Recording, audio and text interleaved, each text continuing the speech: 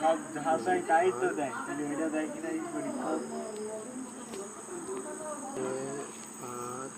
5 এখনো হয়নি,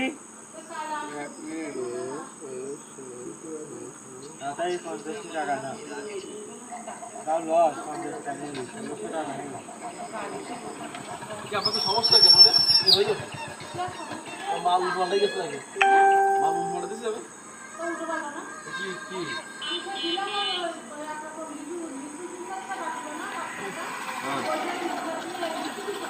হয়ে যাবে 2539 টাকা।